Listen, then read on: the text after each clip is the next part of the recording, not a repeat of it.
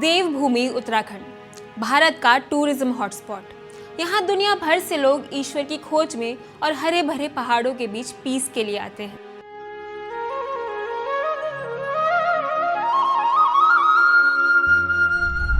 लेकिन सोचिए कि जिन पेड़ों से पहाड़ लाइफ गिविंग और हरे भरे होते हैं, उन्हीं पेड़ों की जब अर्थी निकलने लगे तो क्या होगा।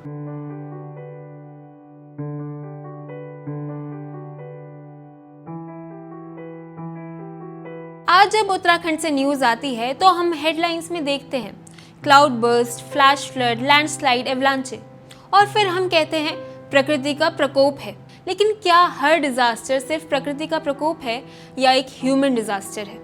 भारतीय परंपरा में नेचर कभी भी रिसोर्स नहीं रहा। नदी माँ है, धरती माँ है, वायु और अग्नि देवता है, वृक्ष पूजनीय है।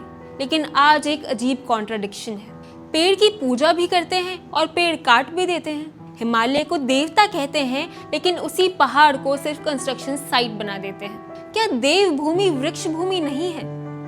आज प्रॉब्लम सिर्फ डिफॉरेस्टेशन की नहीं, प्रॉब्लम हमारे रिलेशनशिप की है। हम प्रकृति के मालिक नहीं, उसके ट्रस्टीज हैं, और ट्रस्टी का काम होता है जो विरासत में मिला है उसे अगली पीढ़ी तक सुरक्षित पहुंचाना। लेकिन आज हम इसमें फेल कर रहे हैं। फरवरी 2026 में पब्लिश्ड एक स्टडी पर इंडिया टुडे की रिपोर्ट ने उत्तराखंड हिमालयाज में वेजिटेशन के चेंजिंग पैटर्न्स को हाईलाइट किया। रिसर्चर्स ने 2001 से 2022 तक का सैटेलाइट डेटा एनालाइज किया और कुछ रीजन्स में वेजिटेशन डिक्लाइन देखा गया। इस डिक्लाइन को deforestation, agricultural expansion, illegal logging और अर्बन इंडस्ट्रियल पोल्यूशन जैसे फैक्टर से जोड़ा गया। लेकिन ये जंगल इतने जरूरी हैं ही क्यों? कुछ फॉरेस्ट एरिया कम हो जाने से फर्क ही क्या पड़ता है? एक जंगल सिर्फ एक ग्रीन कलर का लैंडस्केप नहीं है। फॉरेस्ट एक कंप्लीट इकोलॉजिकल इंफ्रास्ट्रक्चर है।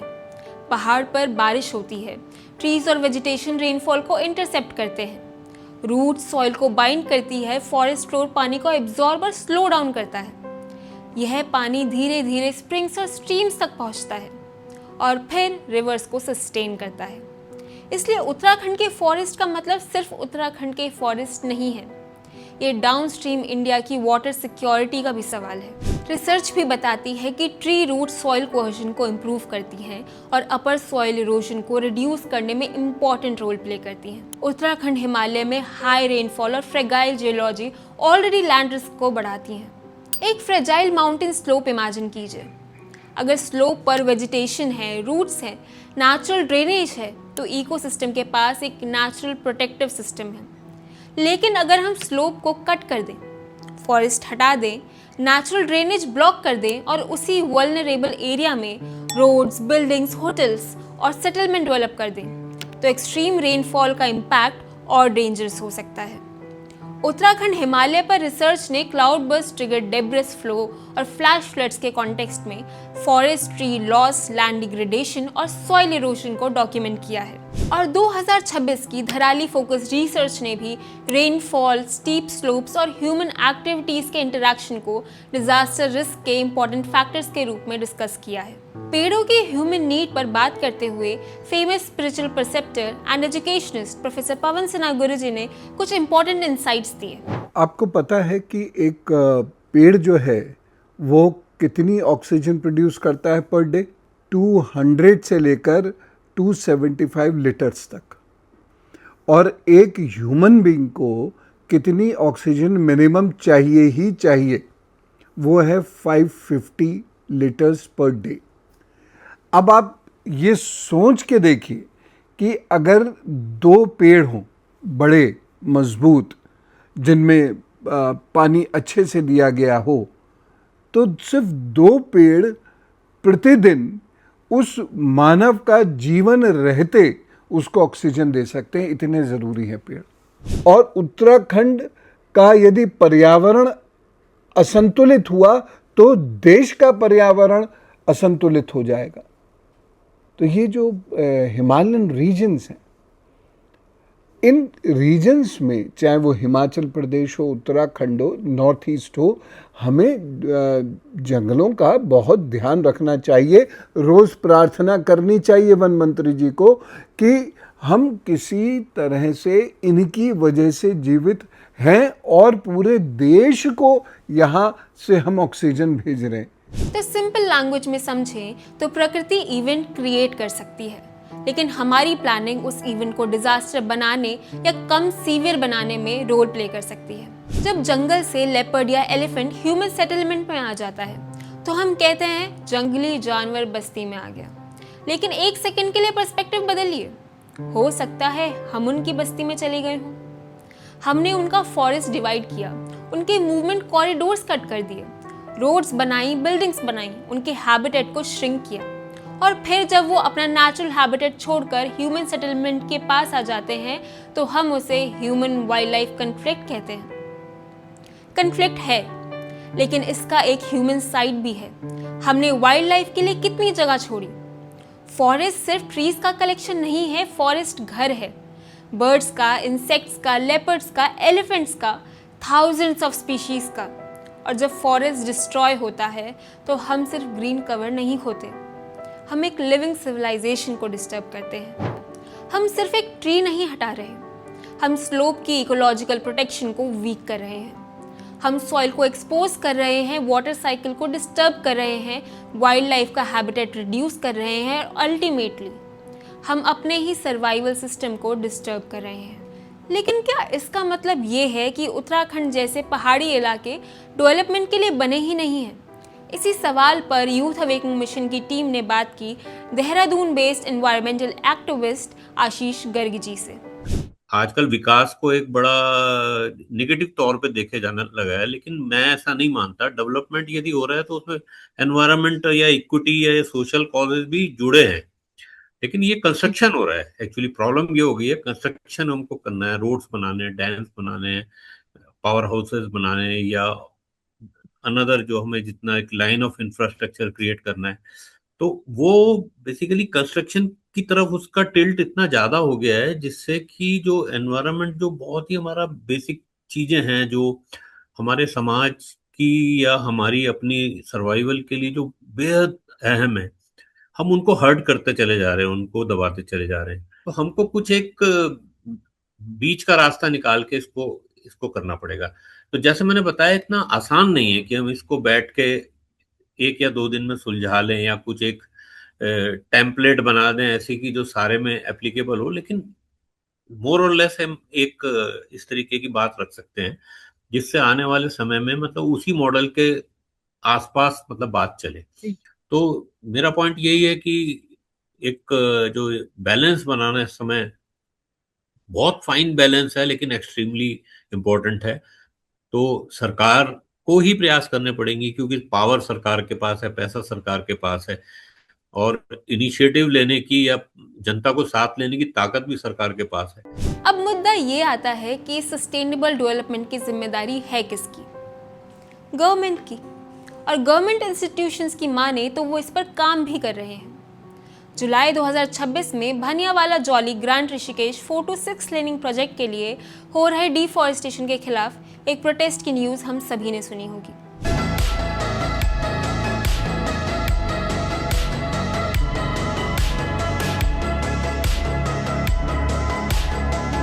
इस केस की पीआईएल के जवाब में एनएचएआई ने अपनी स्टेटमेंट में कहा कि टूरिज्म, एयरपोर्ट कनेक्टिविटी और 4 धाम यात्रा के कारण व्हीकल मूवमेंट बढ़ गया है और वाइडनिंग ऑफ रोड नेसेसरी हो गई है, और Uttarakhand forest department, WWF India और wildlife institute of India Dehradun से डिस्कस करके इसे सस्टेनेबल बनाने की कोशिश की जा रही है। लेकिन क्या 4400 पेड़ काट देना सस्टेनेबिलिटी है? इसी सवाल के साथ सिटीजन्स ने प्रोटेस्ट किया और प्रोजेक्ट रुकवा दिया। इस सिचुएशन का सलूशन देते हुए आशीष गर्ग जी ने एनएचएआई को एक ऑल्टरनेटिव प्लान भी प्रपोज किया। तो हम जो अपनी इंटरवेंशन एप्लीकेशन एक लेके गए थे कोर्ट में, और हमने उसको एक सॉल्यूशन बेस्ड पीएल बना के ले गए थे कि हम पेड़ों को भी बचाएं, वाइल्ड लाइफ को भी, अंडरपासेस भी बने, और साथ ही साथ देखिए आने वाले 20-50 साल में हमारा ट्रैफिक बढ़ेगा, या फ्यूचर में कोई मास ट्रांसपोर्टेशन के प्रोजेक्ट्स आते हैं, मेट्रो आती है, तो इसको इसी 2 लेन के ऊपर से हम कुछ एलिवेटेड स्ट्रक्चर बने। क्योंकि बीइंग ए सिविल इंजीनियर मैंने थोड़ी सी स्टडी की थी इसकी, और हमने ये वाला इसको बताने की कोशिश की थी कि हम इसको इस तरीके से बनाएं कि तीनों चीज एट ए टाइम सॉल्व हो और ये वर्ल्ड क्लास इंजीनियरिंग का एक नमूना बने। इस जितना भी ये हम बात कर रहे हैं इसमें वाइल्ड लाइफ को ज्यादातर सब लोग भूल गए। सरकार ने डेफिनेटली इसमें कुछ एक अंडर पासेस एलिफेंट्स और वाइल्ड लाइफ के लिए बनाने की जो मैंने प्रपोजल पढ़ा था इसका, और हमने हाई कोर्ट में भी गए थे इसके लिए, तो उसमें बहुत एक इन्होंने अच्छे प्रपोजल बनाया। मैं क्योंकि वो WWF एक संस्था है, आप जानती होंगी, world wild life fund, international NGO है, उससे सलाह करके इन्होंने हाथियों के लिए भी 5 अंडर पासेस यहाँ पे बनाए हैं। बनाने के मतलब प्रपोजल है, और उसमें कई पाइप कलवर्ट्स भी हैं और बॉक्स कलवर्ट भी हैं जिसमें से छोटे जानवर भी निकल सकते हैं, और इवन रेप्टाइल्स जो होते हैं ना, जैसे एम्फीबियंस, ये बेसिकली जब रोड क्रॉस करते हैं तो वो गाड़ियों से भी उनकी मतलब कुचले जाते हैं, और हीट होती है तब उनका कह सकते हैं जैसे रेप्टाइल जाएगा तो वो जल के मरते भी हैं। तो उनके लिए जैसे अंडर पासेस हो गए उनके, तो उसमें से ये सब निकल सकते हैं। तो हमने ये सजेस्ट किया था कि इसी 2 लेन में, इसी विड्थ में जो ऑलरेडी है, उसी में आप एलिवेटेड क्रिएट कर दे, तो आपको हॉरिजॉन्टली स्प्रेड नहीं करेंगे तो आपके पेड़ भी बच जाएंगे। तो हमारा प्रपोजल का आइडिया ये था कि जो 4,500 पेड़ आप काट रहे हैं, यदि आप 2 लेन में ही उसको बना के वर्टिकली राइज करते हैं इंस्टेड ऑफ हॉरिजॉन्टली, तो आपके पेड़ बचने की बहुत ज्यादा गुंजाइश होगी और वाइल्ड लाइफ भी उसमें इजीली क्रॉस कर पाएगी और स्पीड भी अच्छी हो जाएगी आपकी कार की। तो इस तरीके से हमने कोशिश की थी। ये सिचुएशन क्लियरली हाईलाइट कर पा रही है कि सस्टेनेबल डेवलपमेंट के लिए इंटेंशन सेम है बट अप्रोचेस डिफरेंट हैं। लेकिन ऐसा क्यों? इसी टॉपिक पर यूथ अवेकनिंग मिशन की टीम ने बात की सिटीजन फॉर ग्रीन दून के कोर मेंबर हिमांशु अरोरा जी से। होड़ मची हुई है, मतलब एक जो सो कॉल्ड विकास है, मैं तो इसको राक्षसी विकास कहता हूँ कि होड़ मची हुई है विकास करने की, पर कैसा विकास करना है, विकास का क्या मॉडल होना चाहिए, इस बात में कोई सोच नहीं है। इसके लिए कोई विचार विमर्श नहीं हो रहा, कोई सिविल सोसाइटी को इसमें इन्वॉल्व नहीं किया जाता कि पर्यावरणविद क्या चाहते हैं, सिविल सोसाइटी क्या चाहती है। बस एक जो योजनाएं सेंटर से बन जाती है, सेंटर से जो NHAI में, PWD में, इसमें ज्यादातर NHAI में सब बाहर के लोग हैं, उन्हें देहरादून की या आसपास उत्तराखंड की जो पारिस्थितिकी तंत्र है इसके बारे में कुछ नॉलेज नहीं है, कुछ पता नहीं है, वो यहाँ के लिए योजनाएं बना रहे हैं। तो जो एक यूपी वाला विकास है, जो प्लेन वाला विकास है, उसको उत्तराखंड में लागू करने की कोशिश जो है ये की जा रही है, और जिसकी वजह से हमें ये सब परिणाम, जो क्लाइमेट चेंज, क्लाइमेट क्राइसिस, आए दिन जो है कोई कभी जो भूस्खलन हो रहा है, और अचानक इतनी जो दैवीय आपदाएं जिसको हम बोलते हैं, एक्चुअल में दैवीय आपदाएं नहीं, मानवीय आपदाएं हैं। जुलाई 2026 के डेवलपमेंट प्रोजेक्ट के अगेंस्ट फाइल PIL के जवाब में NHAI का कहना है कि कॉम्पेंसेटरी इफॉरेस्टेशन के लिए 40 hectare non forest land forest department को ट्रांसफर की गई है ताकि वहां बड़े स्केल पर नए फॉरेस्ट डेवलप किए जा सकें और स्टेट का ग्रीन कवर बढ़ाया जा सके। NHAI के अकॉर्डिंग प्रोजेक्ट से अफेक्टेड 4,400 पेड़ों में से लगभग 750 पेड़ों को साइंटिफिकली असेस करके ट्रांसप्लांट किया जाएगा और बाकी ट्रीज के लिए एप्लीकेबल एनवायरमेंटल रेगुलेशंस के अकॉर्डिंग एक्शन लिया जाएगा। वेरी कन्विंसिंग, लेकिन अगर हम डेटा की माने तो ये क्लेम्स के एग्जीक्यूशन की रियलिटी एक डिफरेंट पिक्चर शो करती है। 2020 में हमने एक RTI डाली थी, उसमें ये बताया गया कि उस दौरान 2020 तक, अब 2026 में हम 2020 तक 9,048 हेक्टेयर जो है कॉम्पनसेटरी एफोरेस्टेशन का बैकलॉग था। इसका मतलब 9,048 हेक्टेयर की कॉम्पनसेटरी एफोरेस्टेशन होना बाकी था, जो कि हुआ नहीं था, जिसके लिए जमीन जो है सरकार को मिल नहीं रही थी, इसीलिए वो बैकलॉग था। तो जिसके लिए जमीन वो पड़ोसी राज्यों में ढूंढी जा रही थी। अब आप ये सोचिए कि पेड़ तो हम काट रहे हैं उत्तराखंड में, देहरादून में, ऋषिकेश में, हरिद्वार में, और जगह उसकी ढूंढ रहे हैं हम कहीं पीलीभीत में, कहीं हरियाणा में, कहीं उत्तर प्रदेश के नोएडा में। तो ये कैसे हमारी इकोलॉजी बच पाएगी? जिस वजह से टूरिज्म हमारे यहाँ, टूरिस्ट हमारे यहाँ हरियाली देखने आते हैं, हम उस हरियाली को ही खत्म कर रहे हैं। तो ये मतलब कैसा विकास है और कैसी एक बेवकूफाना सोच है। मैं तो यही कहूंगा कि बहुत बेवकूफी भरी सोच है, अगर इसको हम लोग विकास कहते हैं तो। हमने पेड़ों को काटा। रायपुर नाम की एक जगह है देहरादून में, वहाँ हमने रिप्लांटेशन किया। रिप्लांटेशन में क्या हुआ, उसे वहाँ के लोग पेड़ों का कब्रिस्तान कहते हैं, यानी पेड़ मर रहे हैं। तो क्यों ना पहले हम वो लैंड डेवलप कर ले जहाँ पर बहुत सारे पेड़ उगाए, जब वो पेड़ बड़े हो जाए तो डेवलपमेंट शुरू करें। तो कौन ऐसे हैं लोग जो इस डेवलपमेंट को डिले नहीं करना चाहते लेकिन पेड़ काट देना चाहते हैं? With this kind of transplantation and afforestation record, how can we claim the sustainable development dream? और इस सिचुएशन में हिस्ट्री हमें एक इम्पॉर्टेंट लेसन देती है। आज से कुछ डेकेड्स पहले मसूरी हिल्स की इकोलॉजिकल कंडीशन बहुत ख़राब हो गई थी। लार्ज स्केल लाइमस्टोन क्वेरिंग और फॉरेस्ट डिग्रेडेशन ने स्लोप्स को डैमेज किया, ट्री कवर डिसअपेयर हुआ, सॉइल इरोजन और लैंडस्लाइड का प्रॉब्लम बढ़ गया। सिचुएशन इतनी सीरियस हुई कि इकोलॉजिकल रिस्टोरेशन के लिए इंडियन आर्मी की टेरिटोरियल आर्मी से इकोलॉजिकल टास्क फोर्स को डिप्लॉय किया गया। मसूरी हिल्स में एफॉरेस्टेशन और सॉइल कंजर्वेशन का काम हुआ। चेक डैम्स बनाए गए, क्वेरीज रिक्लेम की गई और सैपलिंग्स को सिर्फ प्लांट नहीं किया गया, उन्हें सालों तक नर्चर किया गया। हिस्टोरिकल अकाउंट्स के अकॉर्डिंग मसूरी हिल्स के रिस्टोरेशन प्रोजेक्ट में थाउजेंड्स ऑफ चेक डैम्स और लार्ज क्वेरीज रिक्लेमेशन के साथ एक्सटेंसिव प्लांटेशन की गई। यह स्टोरी इंपॉर्टेंट इसलिए है क्योंकि इससे हमें एक सिंपल लेसन मिलता है। फॉरेस्ट डिस्ट्रॉय करना आसान हो सकता है, लेकिन फॉरेस्ट रिस्टोर करना एक स्लो और डिफिकल्ट प्रोसेस है। एक मशीन कुछ घंटों में एक स्लोप क्लियर कर सकती है, लेकिन एक मैच्योर फॉरेस्ट को इकोसिस्टम बनने में डिकेड्स लग जाते हैं। इसीलिए पेड़ काट देंगे बाद में लगा देंगे एक कंप्लीट एनवायरमेंटल स्ट्रैटेजी नहीं हो सकती। उत्तराखंड की स्थिति एक इम्पॉर्टेंट क्वेश्चन रेज करती है कि आखिर विकास का पैरामीटर है क्या, कि कितने लेन की रोड्स हैं, कितने होटल्स और रिजॉर्ट्स हैं। इन एक्सेसिव रोड्स और होटल्स की आवश्यकता क्यों है? टूरिज्म के लिए। लेकिन ये टूरिज्म कहीं ओवर टूरिज्म तो नहीं बनता जा रहा? जो नई टर्म आ रही है ओवर टूरिज्म, उसके अगेंस्ट होगी। जिस तरह से टूरिज्म को थोपा जा रहा है उत्तराखंड के ऊपर कि ज्यादा से ज्यादा टूरिस्ट आए, वो भी हमारी इकोलॉजी के लिए गलत है।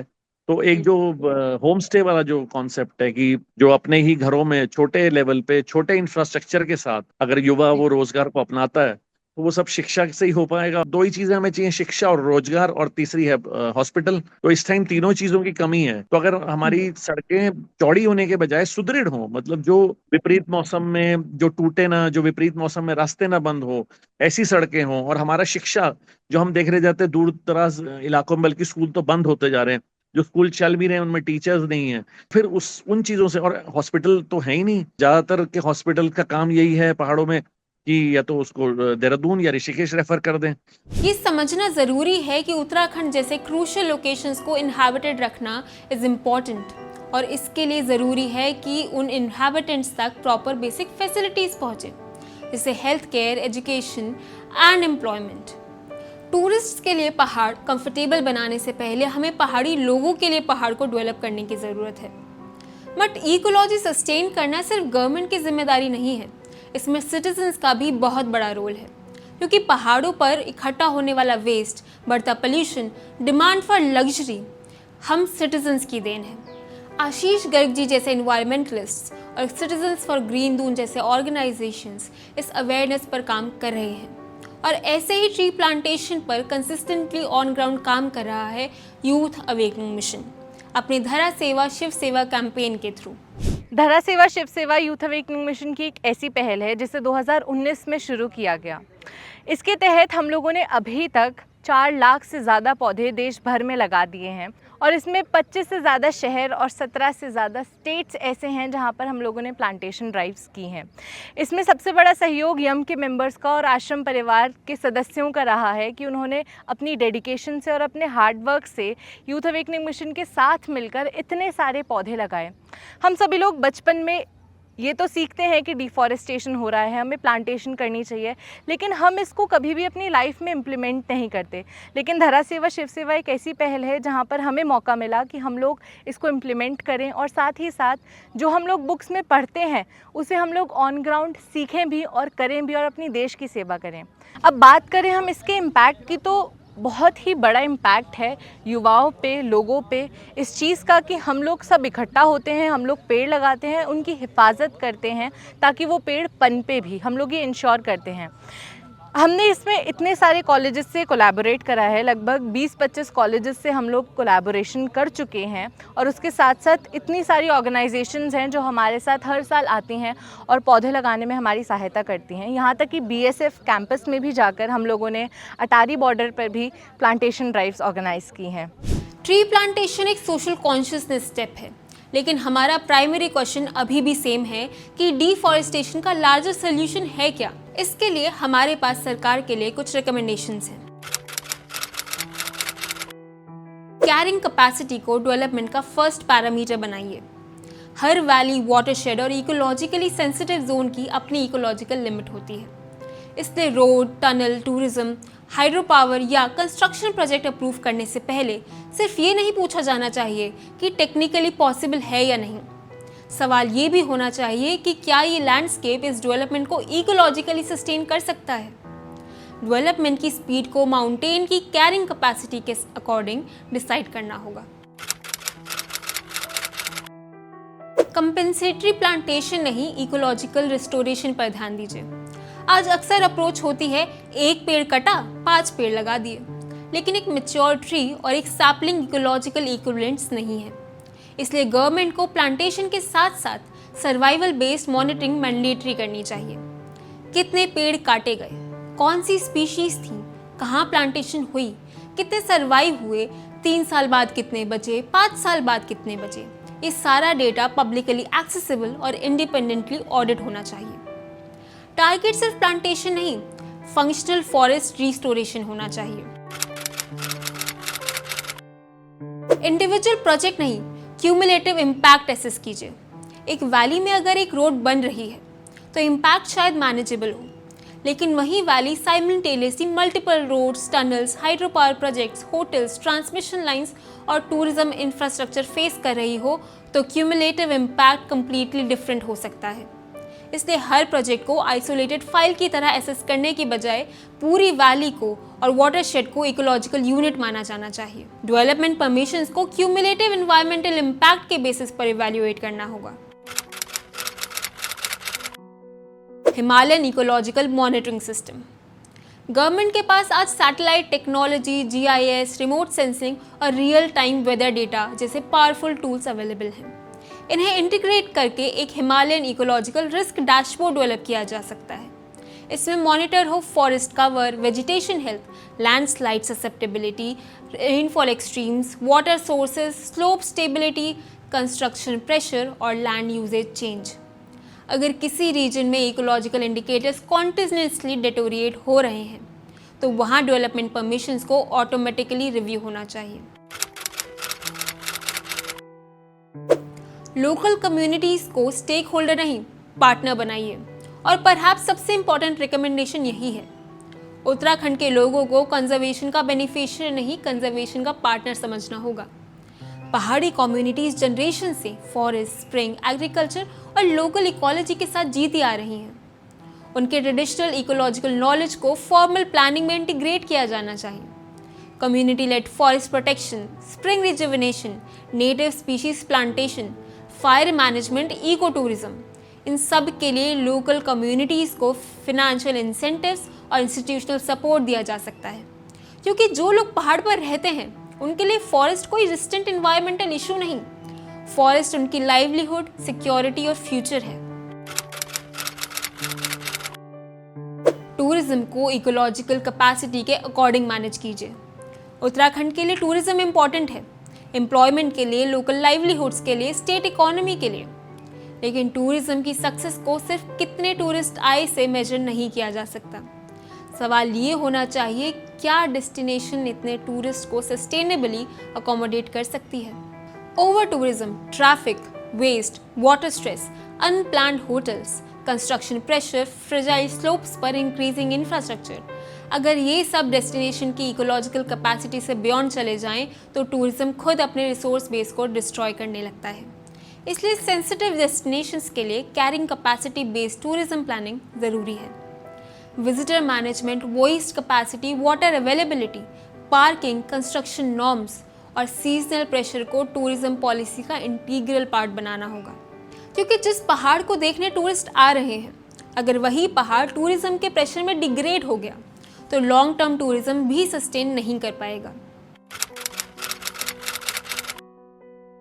सिटीजन पार्टिसिपेशन को एनवायरमेंटल गवर्नेंस का कोर बनाइए, क्योंकि प्रकृति सिर्फ फॉरेस्ट डिपार्टमेंट की रिस्पॉन्सिबिलिटी नहीं है, प्रकृति हर नागरिक की है। गवर्नमेंट लॉज बना सकती है, फॉरेस्ट डिपार्टमेंट फॉरेस्ट को प्रोटेक्ट कर सकता है, साइंटिस्ट डेटा प्रोवाइड कर सकते हैं, लेकिन लॉन्ग टर्म कंजर्वेशन तभी पॉसिबल है जब सोसाइटी खुद इकोसिस्टम की स्टेक होल्डर बनेगी। लोकल कम्युनिटीज़ फॉरेस्ट प्रोटेक्शन में पार्टिसिपेट करें, टूरिस्ट रिस्पॉन्सिबल बिहेवियर फॉलो करें, सिटीजन प्लांटेशन के बाद ट्री सर्वाइवल को भी प्रायोरिटी दें, सिविल सोसाइटी इन्वायरमेंटल वायलेशंस को डॉक्यूमेंट करें और गवर्नमेंट पब्लिक पार्टिसिपेशन को फॉर्मल डिसीजन मेकिंग का पार्ट बनाए। क्योंकि एक पेड़ लगाना एक एक्टिविटी हो सकती है, लेकिन उस पेड़ को जिंदा रखना रिस्पॉन्सिबिलिटी है। और शायद यहीं से धरा सेवा शिव सेवा का डीपर मीनिंग समझ आता है। धरा की सेवा सिर्फ गवर्नमेंट की ड्यूटी नहीं, ये हर नागरिक का कर्तव्य है। अल्टीमेटली उत्तराखंड को बचाने के लिए डेवलपमेंट को रोकना सलूशन नहीं है, लेकिन डेवलपमेंट को इकोलॉजिकल इंटेलिजेंस के साथ परस्यू करना ज़रूरी है। क्योंकि सस्टेनेबल डेवलपमेंट का मतलब ये नहीं है कि हम प्रोग्रेस सेक्रीफाइस कर दें। It means we redefine progress. ऐसा डेवलपमेंट हो जो आज की नीड्स को मीट करे, लेकिन कल की जनरेशन से उनका इकोलॉजिकल इनहेरिटेंस ना छीने। डेवलपमेंट हो, लेकिन विनाश की कीमत पर नहीं। क्योंकि पहाड़ हमारे प्रोजेक्ट से बड़े हैं और उनका फ्यूचर हमारे प्रेजेंट डिसीजन से डिसाइड होगा। इसलिए आई रिक्वेस्ट आवर व्यूअर्स कि इस वीडियो को ज़्यादा से ज़्यादा शेयर करें ताकि हमारी आवाज़ सरकार तक पहुँचे, क्योंकि आपका एक शेयर देवभूमि को बचा सकता है। फिर मिलेंगे अगले एपिसोड में। Till then think it.